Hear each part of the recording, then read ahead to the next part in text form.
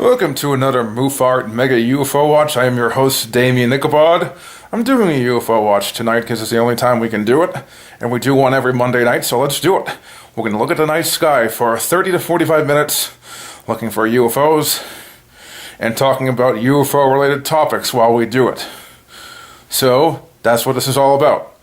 So let's start this right now and look at the night sky, which it isn't very dark out right now, but still, look out there and see if we can see any UFOs. So, I'll point my camera out this way, start filming. I do a UFO hunt at least once a week for Muphart, my UFO hunting group. I like to do it more than once a week, but other things that I do regularly prevent that from happening. Long story short, I'm busy on other fronts besides UFO hunting, and UFO hunting is a minor hobby compared to my other two hobbies, which are video game related blogging, specifically talking about video game related moral panics, and marketing and maintaining my heavy metal band Unleashing Vengeance. So that's the two other things that I do. So this UFO hunting thing takes a back seat, except for Monday nights. So it's Monday night, so let's do this for 30 to 45 minutes. There was a UFO seen in Lynn, Massachusetts a few days ago, and I'm going to talk about that later on in the UFO hunt, but not quite yet, because I want to get over a few things about my work at UFO Hunters. It hasn't happened yet for some weird reason. I want to sign up there to be a UFO writer there. I don't know if I'm going to do that, though, yet. I'm going to wait. But they gave me an invitation, so I collected so many UFO footage pieces for them that they gave me an offer. So I'm going to work on that eventually, but it's not going to be right away, because I don't want to do it right away. It's an optional thing. It's really not something I think I can do very much of.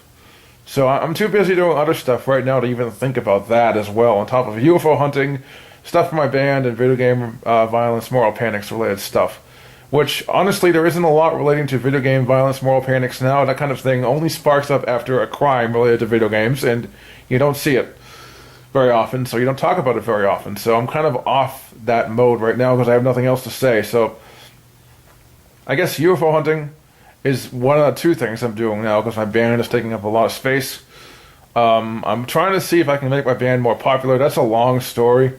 We play very extreme metal and we're not very well known. Long story short, and making it more popular online by signing it up to various different sites has been very, very, very hit or miss for us, minus one site, so that's the short story. I don't want to get into details on that. That has nothing to do with what we're talking about now, but I'm really looking forward to working with UFO Hunters down the road. I'm going to take up on their offer, just not right away. I know I can do it. I know I can submit UFO footage there, and they're going to post it on their blog. I gave them the link to my blog where I post it every time I have a UFO footage piece recorded during these UFO hunts. So they're going to snip it from that and put it on UFO Hunters. That's what they told me. I don't know if that's what's going to happen, but my stuff will be on two different places for that blog. So we'll see what's going to happen.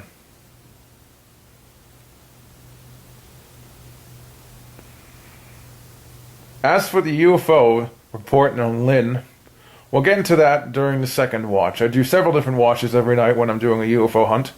The first watch is always 15 minutes long, and then there's another watch later on that's also 15 minutes long, and we'll see if we can do 3 tonight. 2 to 3, usually. If I do any more than 2, it's going to depend. Like I said, I'm working on other stuff, so I could have canceled the UFO hunt if I really, really wanted to do that, but I don't. The UFO report in Lynn makes it very obvious that there's UFO activity still going on in Massachusetts, and I want to be on top of it and see if I can capture anything on film that could be a UFO, just to back up the people who are seeing other UFOs in other areas in this state. And so far, it's helped a lot. A few weeks ago, there's a ton of UFO reports in Massachusetts, including a few in Boston. And I caught a UFO on film that week as well. So I kind of corroborated the idea that there was a UFO hotspot going on in our area. I want to see if I can do the same thing in this UFO hunt because of the recent UFO report in Lynn. Now keep in mind there hasn't been as many UFO reports around here as there was during that period, but one report is enough to pique my interest, I think. So, yeah. Getting into the UFO report, let's go into it now. I know I wanted to do it later, but I didn't. Basically, some guy was looking at the night sky in Lynn and saw basically what looked like a fireball moving through the night sky. And what's interesting about this UFO report is that this fireball, it stopped moving. It all of a sudden hovered in midair. And then moved in a different direction, and he saw several more fireballs at the same time moving in different directions and whatnot. There was more than one, which is interesting. So they can't be meteors. Meteors just don't hover like that. They can't be planes, because planes don't do that as well, and they don't look like fireballs in the night sky. Can't be helicopters, because it was completely silent from what I read. Interesting report. Going to keep that in the back of my head while I do these UFO hunts.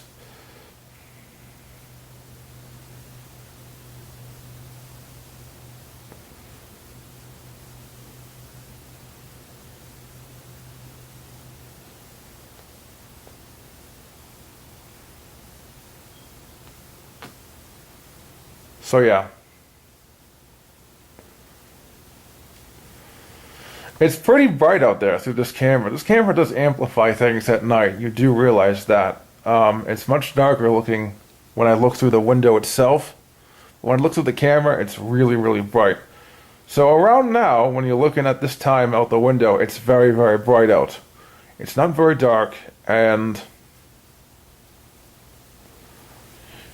that's good because the camera is making it very obvious what's there. I purposely bought this camera because it had a feature to over-brighten things, which is very useful when you're doing late night shots and you want to see every single little bit of sources of light. If a source of light is so dim you can't see it with a camera that can't do this, it's no good. You need one that will brighten it up for you so you can see every source of light. And that's why I got this camera, and that's why I needed a better camera anyway, because the one I was using was really, really bad. I was using my mom's digital camera for the first 2 years of my UFO hunting career, and that wasn't very good. That camera couldn't see anything. You'd try to film something and it wouldn't get on camera 90% of the time. It was terrible. This is much better than that. And things that will show up on camera, well, it will be very obvious that there's a light source out there late at night. It will be very, very bright, no matter what, which is good.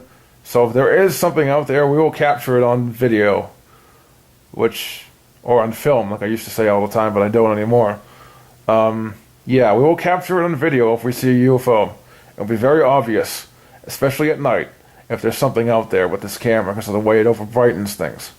And at nighttime, I over-brighten it even further in a video editing program to make it even more obvious that there's something out there. So if something gets caught on film, it will be painfully obvious, no matter how dim it is. This camera, it has no problem with capturing the dimmest of objects. So if we see a flash of light that's anomalous, it will capture it. It will be very, very bright, and you can tell right away it's something that's real if it's extremely bright due to the brightening this camera does.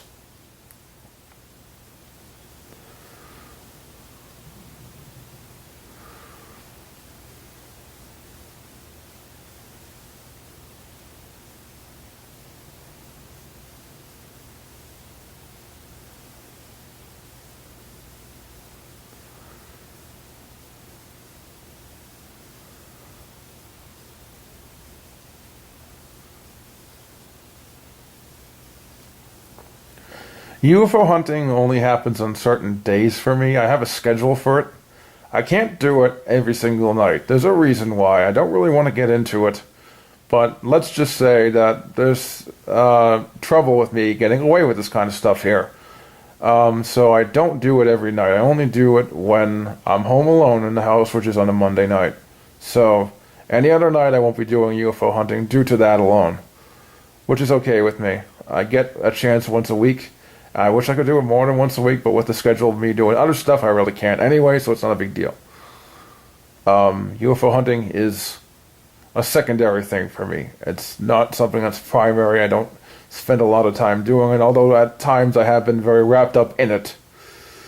But not as of late, because I don't know. I certainly haven't seen anything tonight. It's pretty bright out there, so if something flew by, we would notice it right away, I think.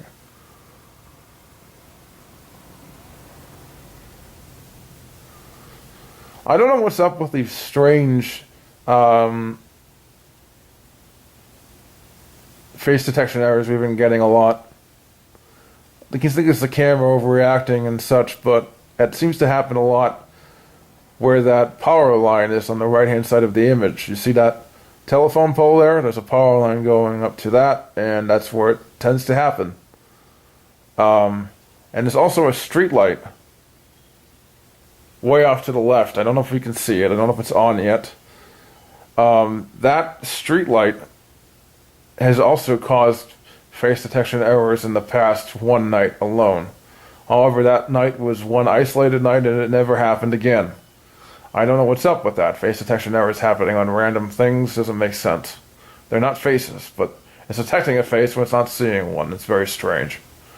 Is it paranormal? No. Is it weird? Yes. I don't know what can be used to explain it. I don't see faces when these things happen, so I don't see anything that resembles a face at all. Nothing resembling a face out there, and still detecting a face. So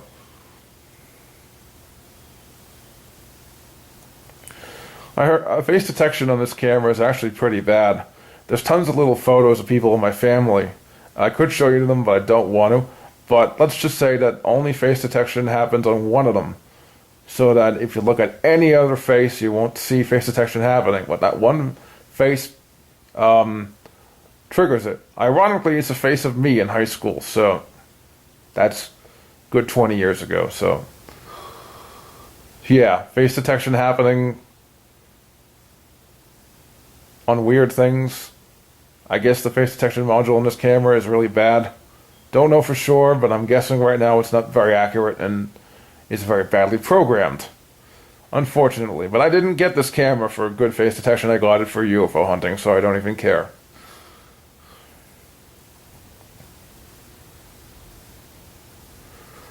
What other things do I want to talk about? Besides that Lynn UFO report, there hasn't been a lot of UFOs in our area as of late, for the last week or so, which is somewhat disappointing from my end, but I really don't mind it because I know for a fact that UFO phenomena is so rare that you're not going to be likely to see much in your area anyway. So it doesn't really bother me that we don't have a lot of UFO reports in this area this week, besides that one in Lynn, which was interesting. There was another UFO report somewhere in Maine, and that was of a triangle UFO, and that one was actually a lot more interesting than the Lynn one, because it was definitely something out of the ordinary. I don't know exactly where in Maine this is. I've never even heard of the town. It could be anywhere in the state. I don't know Maine very well. I've never heard of this town, and the triangle UFO was seen in it by some guy walking his dog. So triangle UFOs are very, very interesting. I told you the story of a triangle UFO abducting a person in last week's Mega UFO Watch. Well, that's a story I read on AboveTopSecret.com, and that was really interesting because there's missing time involved in a sighting of a triangle UFO, which is really, really strange. But I guess it shouldn't be too strange because it happens a lot in UFO reports. Me, I've never had missing time, ever, so I'm lucky. But I've seen plenty of UFOs. I'll say that right now.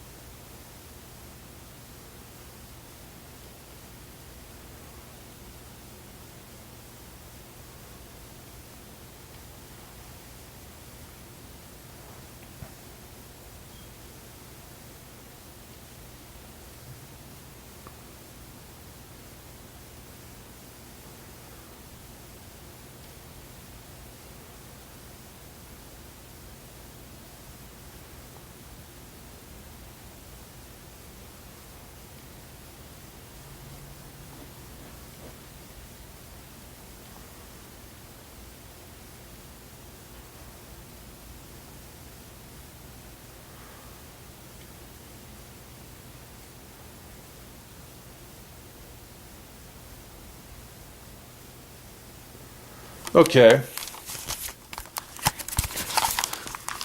The first watch of the night did not show up anything out of the ordinary in terms of UFOs.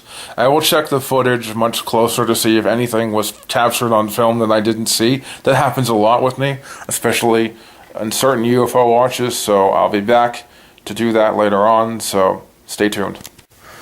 Okay, people, I'm back to watch the night sky looking for UFOs. We're going to look for another 15 minutes.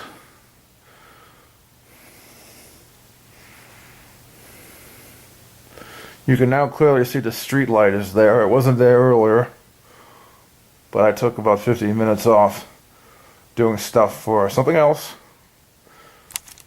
not related to UFO hunting.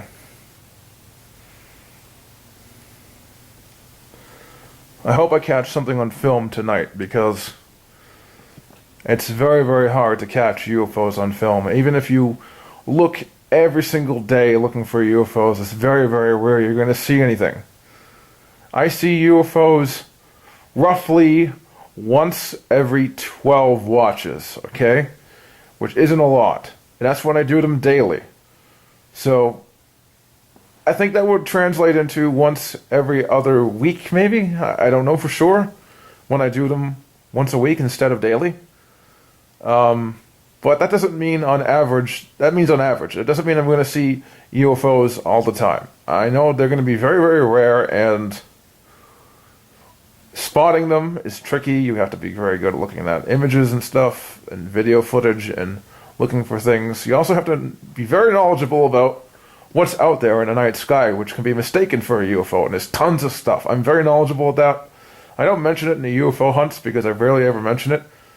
But a lot of the things that can be easily mistaken for UFOs just don't move like UFOs. So they're very easy to eliminate once you know what a UFO is.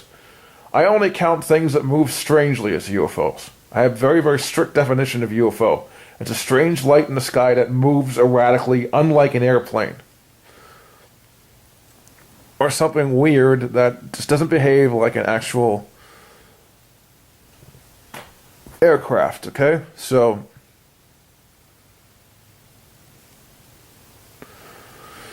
UFOs to me are very, very hard to spot because some of them are just flashes of light, and they're the most common kind of UFO. Those kinds are extremely hard to spot because you have to be looking at the right spot at the right time, and you miss them all the time. I almost never capture those kinds on film because I'm not able to capture them. Basically, I don't spot them in time because they're very, very hard to spot.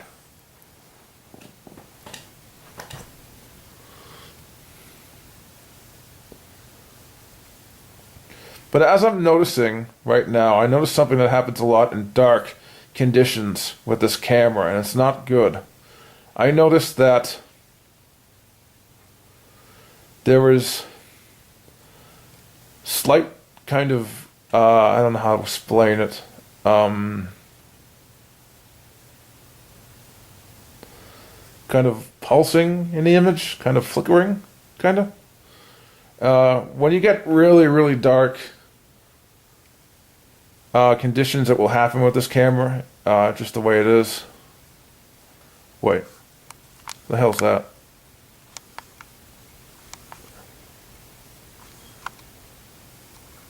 Maybe the power line, I don't know, that was weird. Probably not a UFO though.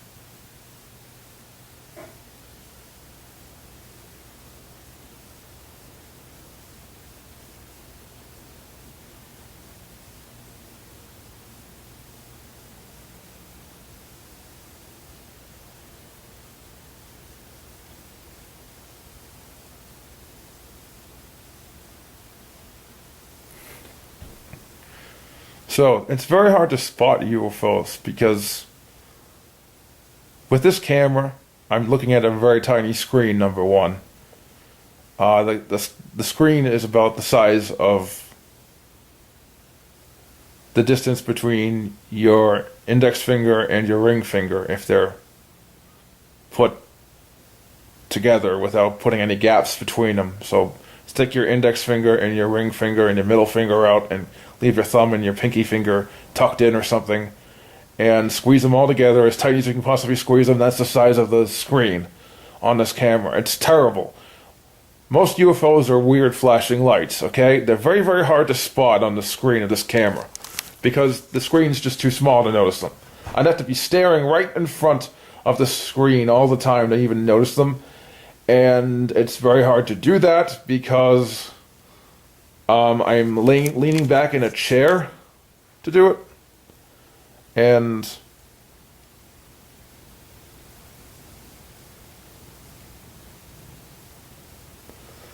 I can't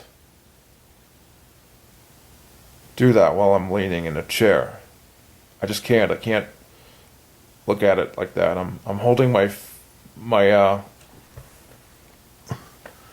it's just very uncomfortable to do that. So the footage is going to have to be looked at closely in a video editing software later for me to see anything. That's what I do every Monday night. I'm in front of a video editing software for half an hour looking for a UFO, staring at the screen, not even blinking. A lot of times I don't capture anything, but when I do, I'll notice it right away in the actual footage because I actually have to analyze the footage later to find if there's a UFO there or not. I just don't see half of them with this camera screen. It's too small. Unfortunately, they don't make camera screens much bigger than this. This is the biggest one you're going to get. And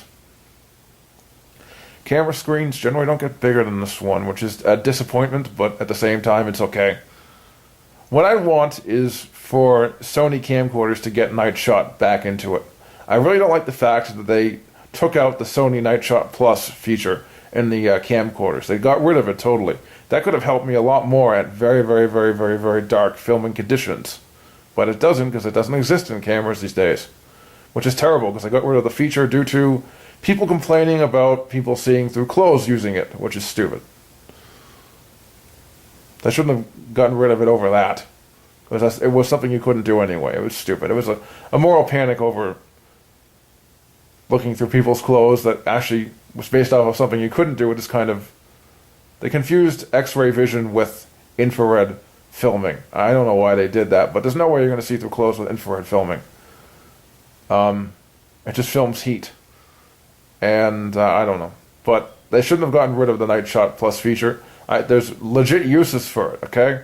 Much more legit uses than there are unlegit uses like that, I think.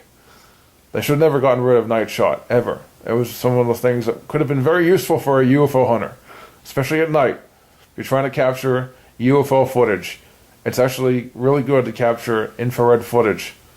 So, I'm trying to find a way to maybe get a camera that does that down the road, but it's going to be a while. There's no way I'm getting it anytime soon. They're not cheap. I can't get it for $80 like I got this thing used. But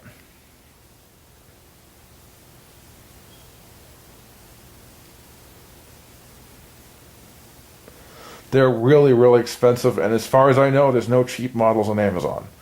That's no good for me. I've got to use Amazon gift cards to get everything. Long story short, I only shop with them. That's because of other things that I won't get into.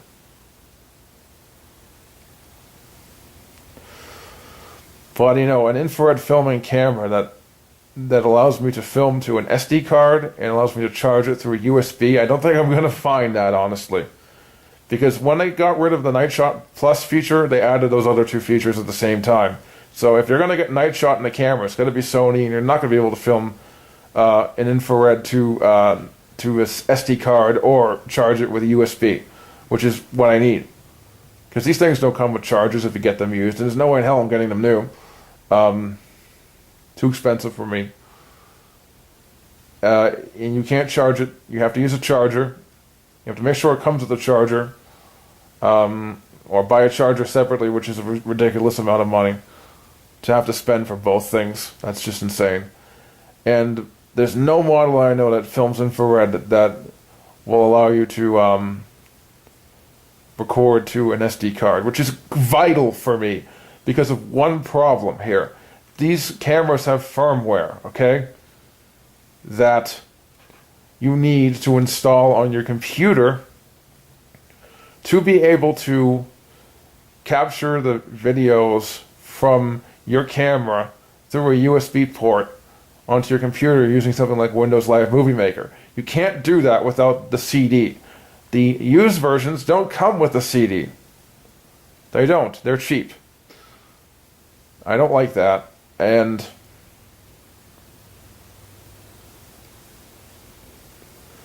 I don't like that at all. I'm also noticing, to change the subject a little bit, a few reflections out there. And if the reflections get really, really bad, I'm going to have to either stop filming or I'm going to have to shut off all the lights in the house. I don't think I'm going to have to do that because the reflections aren't getting in the way of the night sky yet. But once they do, there's some reflections beneath the trees. You can clearly see them. The lights are on in here. That's why the reflections are there. But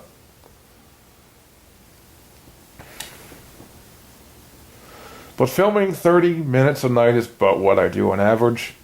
Filming more than that is very, very, very, very, very, very hard to do for me.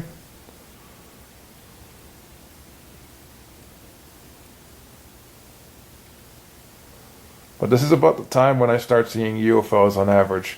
It's about this time at night when it's getting really dark and you can barely see the night sky. That's when they show up. Getting good footage of a UFO is going to be very difficult, though, because they're so rare, number one. Number two, I don't know. They're just very, very hard to capture on video, I've found. A lot of times they're little flashes you barely even notice when you're looking at the camera's screen. That's the other problem. The camera screen's just too small to see them while you're filming. Half the time. However, there have been a few times I have seen them on the camera screen. That's pretty rare, though. One problem with the camera screen is the flickering sometimes causes a little white flash of light to show up on the screen that's not recorded when you actually look at the footage. And sometimes I mistake that for a UFO, even though that's a screen problem and not really something the camera filmed.